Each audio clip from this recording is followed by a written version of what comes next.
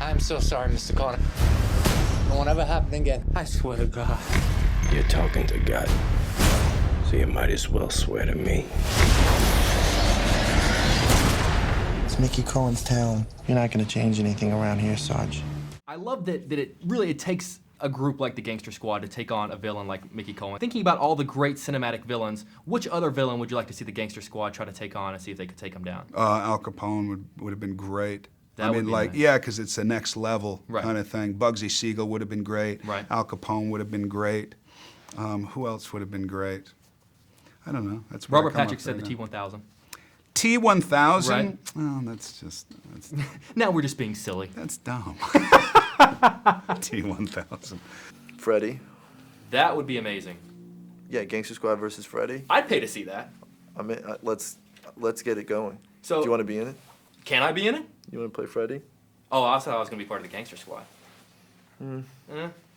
It worries me that you'd I'll rather... talk to the fellas. Okay, it worries me that you'd rather have me play Freddy than... That's the most fun part. I guess so. If you could play any villain, who would you want to play? Ooh, that's a good question. I'm being interviewed by Ryan Gosling. We're having a conversation. That's true, and I like this. If I could play Right. any villain, Darth Vader, maybe? Really? Ooh, that's tough. Cal in Titanic. Oh! He's such I'd a like jerk. that. But doesn't he end up killing himself? Yeah, he does. I think that she says that he put a bullet in his head that year. or So I something guess like it that. doesn't really. But it's it'd be fine. cooler to see Ryan take him It'd down. be really cool to see the Gangster Right. Squad storm onto the On the Titanic, Titanic. take out Cal. I'm only thinking of Titanic because someone asked me if I liked Titanic earlier. And That was a junket I just question? love Titanic. That was a junket question. Yeah, I earlier think in the because day? it's a period movie, even though it's like 40 years prior to Gangster Squad. You should start asking people if they love Titanic. Titanic, because that would Yeah. go over so well. Josh would love Everyone's that. he would love that. Right. He would love that. Wow. You know he's a Leo fan. Exactly. And who isn't? Who isn't? Come on. Give me the rap really quick. Do you like Titanic? I love Titanic. Thank you for asking You're that. very welcome. That's a great junket question. I think so too. Because Yeah. if anything's more relevant than a movie set in 1949, it's a Right? movie about the Titanic. That's good. Genghis Khan. Bugsy Siegel. Different. Yeah. Yeah, different genre. I'd like Sorry. to. Everyone in Twilight. What about who was the For different reasons. villain, the evil stepmother in Cinderella? Cruella? No, that's Cruella 100 de Vil. Dalmatians. That's, what a 100 great. That's 100 Dalmatians. I love that yeah, movie. Interesting movie. That would be. I see a lot of magic. Can I throw one out there and Sure. see what you guys think? The T-1000. Oh my gosh. Wow. You wouldn't have a chance. That's good. You wouldn't have a That's chance. good. No, even if me going Yeah, against you would me, be going against yourself. if- That would be interesting. yeah. Does That would be a good fight, though. Max Kennard wouldn't be able to. That would be a good fight. I would say Darth Vader. Darth Vader. Darth Yes, Vader. yes. Darth Vader. I like what's Like it happening. is As long Darth as this is the Vader. first time you guys have been asked this, I'm feeling Yeah, it good. is. Great question. I You're a winner, appreciate kid. it. You're going places, Excellent, kid. excellent. Now, We're losing Los Angeles to an Eastern crook. I'm the future. This isn't a crime wave. It's enemy occupation. I need you to wage war against Mickey Cohen. I'm looking to put a squad together. What's that? A small squad. 5, maybe 6 guys. Going up against 40? Well, you gotta die something. the Four Seasons. Yeah. I was joking. Are you serious? You saw Yeah, me yeah. Four Seasons? Four Seasons, yeah, this morning. That's where we're going. So fucked up. Why was I at the Four Seasons? Tell me that. That's what I was kind of wondering, but I was like, I don't want to, So you know, was I. it's none of my business. So was I. So, you know. I have no idea. I don't ask personal questions. You know no, that, but Josh. I'm telling you, I went to the Four Seasons thinking this was at the Four Seasons and was riding the elevator up with total confidence. Right. And then riding the elevator down with Right. no confidence. An elevator doors open, you're like, I'm not in warm bodies. Did I go up or down with you? We were going up. And Yeah. you got off on 8, I believe. Yeah, It's creepy I that I sure remember did. that, but- I See? sure did. Josh and I shared it. I knocked on the door. Yeah, see, exactly. I knocked on the door and I heard this like voice on the other side. This was obviously afraid, and he goes, "Yes." I was like, "Oh shit, man." I can't even imagine if someone just knocked on my door and it was Josh So Brolin. wrong. So So Josh wrong. was at the wrong hotel this morning, so Anyway. that's what we're geeking out about. But I was gonna ask, you have a great moment very early in the movie where you're saving a young naive girl from essentially from being raped, and the first thing you say to her after you save her is, "Welcome to Los Angeles," which is a great line. So I was wondering, in this business, like what that was line, that first welcome to Los Angeles moment where you thought like, holy crap, like this When is I the city? for myself personally. Yes, sir. You know, I think I left. I was one of those guys that, you know, I grew up in Central Coast, California, and then I came down to LA, and then I started getting into the acting thing, and then I moved to New York because I felt like that's the only place you could be a real actor was New York. And then I moved to Tucson, and then I moved to Colorado Springs.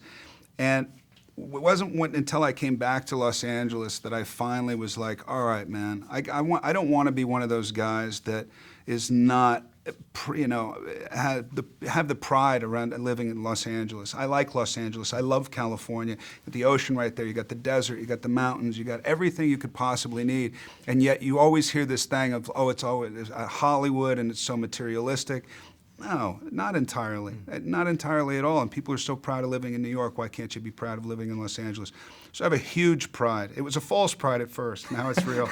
But I was going to ask that before the tragedy in Colorado, I saw a trailer for this movie and was just blown away by what looked like an amazing scene shot in the movie theater. And I just thought, as a movie fan, that scene looks amazing. Obviously, due to the circumstances, they had to end up cutting it out and reshooting a sequence. But thinking about how great that sequence looked, is there any part of you that's disappointed that it's not in the movie? Not at all. And, you know, I wouldn't, it's one of those things that you lie about. You know what I mean? You go, oh, no, I'm not disappointed in this, but I'm not disappointed. I think the eeriness of the similarity of the scene and what really happened was just, it's unprecedented. I don't think it'll, you know. And so I don't think it needed to be in there. I was very happy about their decision, very supportive of their decision, and actually like the scene that it's replaced with better. It's not actually a great scene. It's not necessarily less violent. It's still an extremely violent scene. Right. But did you see the original scene? I did not. I've just you in the, didn't. You just in the saw it in trailer the that I trailer. saw. Yes, sir. But no, I don't miss it. I thought I was going to. I did. That's the truth. I thought I was going to, but then when I saw the new scene, and I didn't want to, you know, I was like, oh, I don't want to go back. Reshoots are always a weird thing, and you just like, you've already moved on to another movie and all that. But no, I'm happy. All right. Well, give me a wrap. I wanted to ask really quick. I do love that the sergeant is very much inspired by his wife, and his wife helps with picking the members of the gangster squad, and she's right there. So I was wondering, what is the biggest impact that your great wife, that Miss Diane Lane, has had on your career? Oh, she's just strong. No, not necessarily on my career, on my life. You know, she's very strong in my life. You know, I don't know. A timid woman is just not. I'm not around a lot of timid women, as you can just follow me around for for a day. But you know, I have a lot of strong women in my life, and that's always good for me. I'm looking for one. So if you know any, okay, let me know, my friend. Mr. Brolin, always an honor to talk to you, man. If I see you at the Four Seasons, I'll point you in the right direction. Leave these at home. Nobody will ever know what we've done.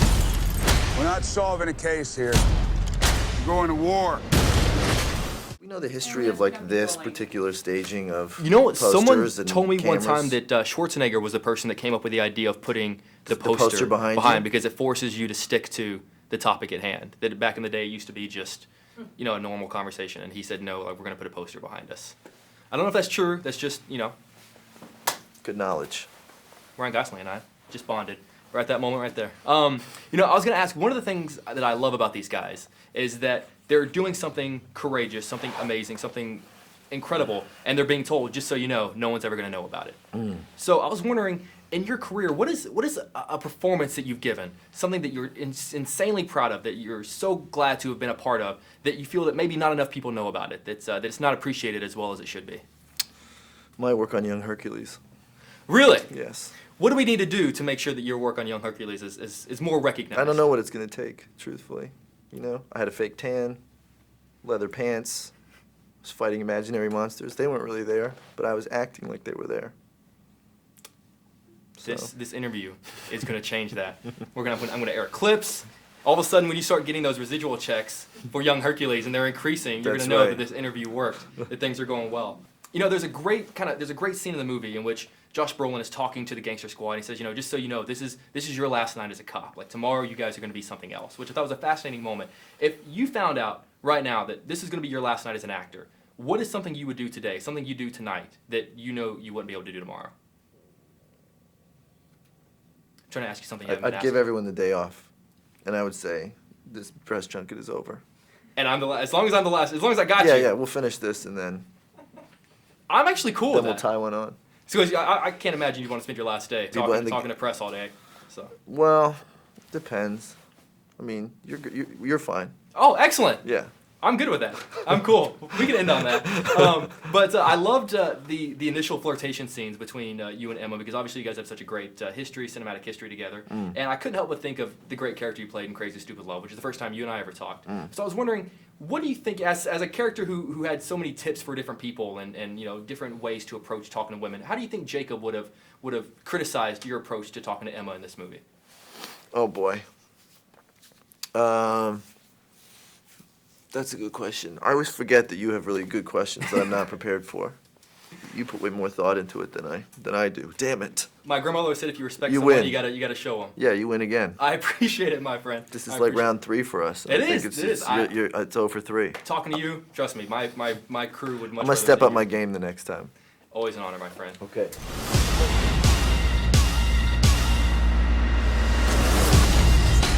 What's your racket, handsome? I'm a Bible salesman. You want to take me away from all this and make an honest woman out of me?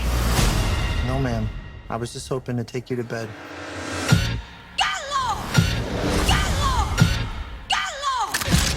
Can't shoot me. You're a cop. Not anymore. But one of the things I love about this movie is the time period that it's set in. And as a movie fan, I love that period of time for movies, the business and just the movies that were coming out. Yeah. So I was wondering, as an actress, what is an aspect of the industry in that time period you wish you could have experienced?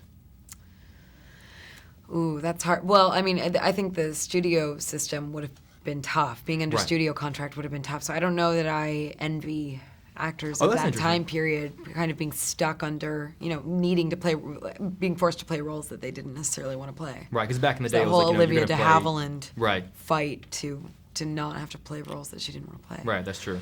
You know, it takes a certain type of guy to be in the gangster squad. You gotta have a certain moral code, you gotta have a certain strength, you gotta have, you know, certain stamina. Panache. Exactly. What past co-star have you worked with that you think would be the next perfect member of the gangster squad? I think Woody Harrelson would have been a good member. Of the That Gangster would be Squad. great. I'd like He to would see have that. been a pretty good member. Or Bill Murray would be the greatest member of the Gangster Squad ever because you'd be like, what the hell is he gonna do? What's he gonna do? You know you'd take him out. That would be amazing. But he'd do it in such a sly way. I would kill to see that. Also, Yeah. I was thinking Steve Carell. Yes. Because I he'd figured be- he would just start screaming Yeah, with the Tommy gun. He'd just be. He would be incredible. See the and- great there's ideas lots. that Emma and I have There's going lots. on here. We're just really cooking with all 4 This burners. is good stuff. This is Yeah. good stuff. One of my favorite scenes in the movie is essentially you're being hit on by Ryan, even though you're a man who is a mob boss is what, 30 feet away? Right. Which, that's an awkward position for you. So I was Yeah. wondering, in real life, not to get too personal, but in real life, what's the most awkward situation in which you've ever been hit on? I don't know. I don't write it down and Right. I forget everything. Well, see, I in have a life. whole list of moments. You do have a list of No, times 'cause it that you've doesn't been hit happen, on so I wouldn't need in a list. awkward moments. I forget like everything that happens Mm-hmm. in general, so I don't really remember. So should I take compliment that you remember our interviews? Yes, take it as a literally huge compliment. I will. Because I forget everything. I will. Fighting these bastards. Kill the families. Their kids. I have to finish this. Why didn't you tell me you're gone? I'm looking out for you.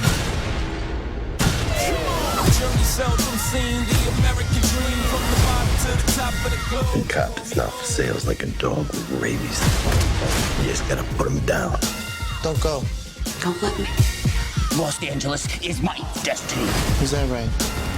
Now, one of the opening scenes of the movie, which I love, Josh Brolin is saving a very Spoiler naive girl. alert. I know, spoiler alert for opening scene. Jeez. Who's he saving? A beautiful blonde. Yes, a beautiful, naive blonde from being raped. And, Yeah. and the And- first thing he says to her is, welcome to Los Welcome to Angeles. Los Angeles. So I was wondering, when you guys got into this business, what was that first welcome to Los Angeles, that hard-hitting, like, oh crap, welcome to Los Angeles moment for I you? won't even tell this. You got it now, Come you have on, to tell come you. on. No, no, no. You go have ahead. to. You can't do that. I know That is you an gotta interviewer's do worst nightmare to We're get a laugh. friends, buddy. I was born in Los Angeles, so it was basically right from the womb. Right. You didn't have Welcome to Los Angeles. Welcome to Los Angeles. that experience. I had that experience, living in my car, trying to get an apartment.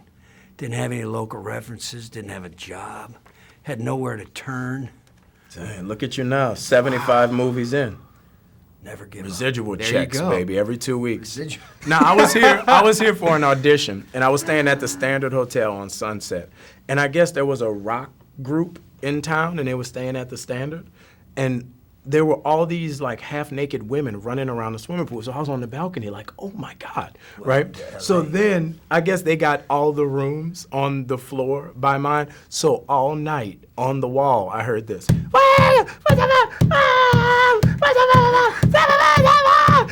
So I call the front desk, they come up and they're like, okay, stop it, you guys calm down. Dude came to the door and he had, I guess, baby powder all over his face. Yeah, right. Baby powder. In Los Angeles. Yeah. In Los Angeles. Cocaine. So they go down to the pool and they're out by the pool and they're doing all kind of awful stuff at the pool till like 7 in the morning. Was it really awful? I thought it was great, but I had an audition in the morning. They flew me in for this audition. Oh, no, Compared to the guy who's living in his car and trying to where's his next hot meal's gonna be. Standard, and I was in a Mercury Capri At from the Standard, it's kind of like a 1976 Mercury or Capri. something. Oh my God. Guys, well, I have so many more. They're giving me the rap. I could. No. I got one more. Come on. You're good. Next go ahead. one.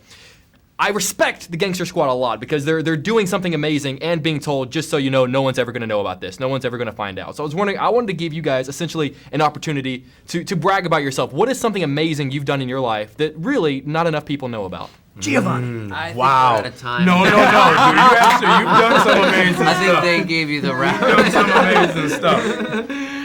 Oh gosh, I don't know. Hopefully I haven't done it yet. I don't know. Maybe that's a stupid answer, but No, that was good. That was good. That was I humble. swam with great white sharks in South Africa. Wow. That's impressive. In a cage? Did you go In the cage, then out of the cage. Mr. Patrick has something. I dove in a cage in Shark Alley in South Africa. Really? But I didn't swim with no sharks. Nah, the dude, The he great had white these sharks were like torpedoes. the size of Toyota pickup Yeah. trucks. 24 feet long. I won't Toyota. even surf because I'm afraid of sharks that bad. Yeah, I tried to surf once, and I slipped, and the board hit me in the nose, and I bled out. You bled out. It was in North Carolina. He bled out. Surfing in North Carolina. A lot of sharks. A lot of tiger sharks and bull sharks. Oh, I'm getting a look. I'm getting the stand up. They're trying.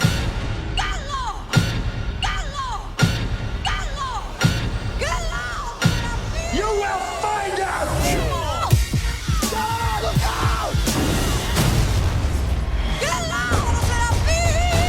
You're gonna be begging for a bullet before it's over. Like I'm dying!